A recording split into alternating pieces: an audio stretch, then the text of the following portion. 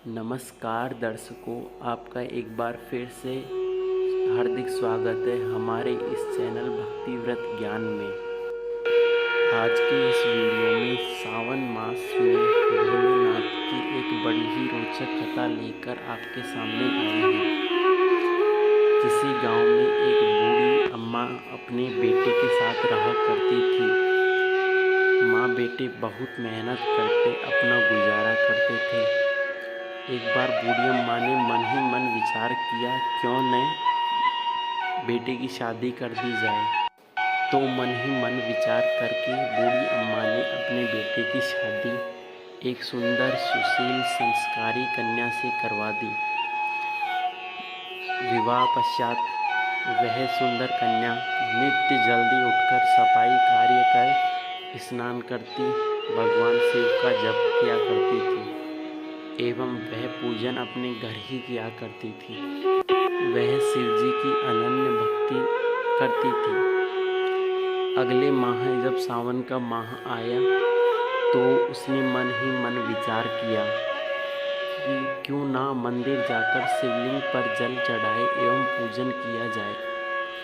उसके इस विचार से सासू माँ सहमत नहीं थी। माताजी, सावन का माह शुभ होता है, मैं मंदिर जाकर पूजा करना चाहती हूँ।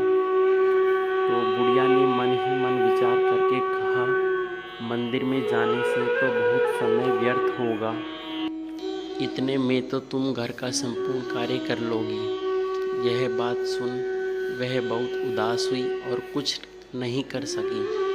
वह अपने कार्यों में लग गई। उस दिन उसने कुछ अन्य जल ग्रहण नहीं किया। अगले दिन बहू जल लेकर कुएं पर गई थी। उसने देखा कि कुछ लड़कियां थाली लेकर भगवान शिव के मंदिर में जा रही थी। उसने उन्हें रोका और पूछा, तुम कहाँ जा रही हो? उन्होंने जवाब दिया कि सावन का माह शुरू हुआ है, हम शिव जी का पूजन करने मंदिर जा रहे हैं। यह सुनकर वह बड़ी उदास हुई। तब वे बोले कि आप इतनी उदास क्यों हो? उसने जवाब दिया, उसने संपूर्ण कहानी बताई। तो वे बोली, चलो हमारे साथ चलो, हम रोज इसी टाइम पर आती हैं।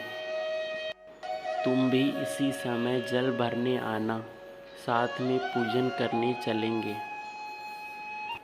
तब वह बोली कि परंतु मेरे पास तो पूजा की सामग्री नहीं है। अगर मैं पूजा की सामग्री लेने घर गई तो सासू माँ को पता चल जाएगा। लड़कियाँ बोली कि तुम हमारी पूजा की थाली से पूजा कर लेना। वह बड़ी प्रसन्न हुई। अब रोज वह मंदिर जाया करती, भगवान पर जल अभिषेक कर पूजन किया करती। उसने भगवान से कहा, हे प्रभु, क्षमा कर देना मुझे, मैंने यह बात अपनी सासू माँ को नहीं बताई। जब सावन का अंतिम दिन आया तो उसने सोचा, मैंने पूरे सावन इन्हीं लड़कियों के पूजन से पूजा की है, तो उसने सोचा क्यों ना शिव जी को कुछ चढ़ाया जाए। तो उसने अपने हाथ के कंगन उतार कर शिव जी को चढ़ा दिए और घर लौट आई। जब वह घर पहुंची तो सास से नज़र बचाए घूम रही थी। दोपहर हो गई, तभी सास की अचानक नज़र उसके हाथों पर पड़ी। तो उसने कहा, तुम्हारे कंगन कहाँ गए? वह अचानक चौंक गई। उसने कहा, माताजी यहीं कहीं गिर गए होंगे। तो सास ने कहा, चलो तुम बताओ, आज तुम कहाँ कहाँ घूमने गई थी? उसने कहा, पहले मैं पानी भरने गई, उसके बाद मैंने उपले बनाए। तो सास उपले तोड़कर देखने लगी। जैसे ही उसने उपले फोड़े तो 2 कंगन निकले। तो वह चौंक गई। उसने कहा, लेकिन कंगन तो एक ही गुम हुआ है। उसने कहा, पता नहीं माताजी, कंगन तो एक ही था।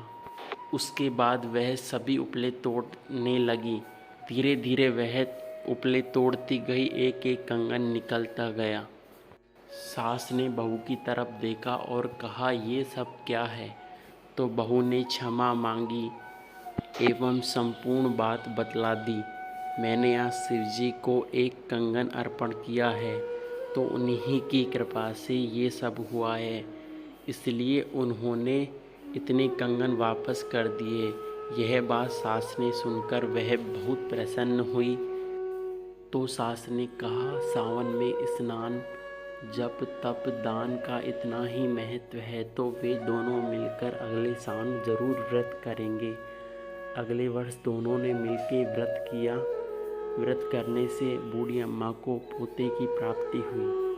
हे भोलेनाथ, जैसी कृपा बूढ़ी अम्मा और उनकी बहू पर की, वैसी कृपा समस्त जनों पर बनाए रखना। ओम नमो भगवते रुद्राय। जय श्री कृष्णा। राधे राधे।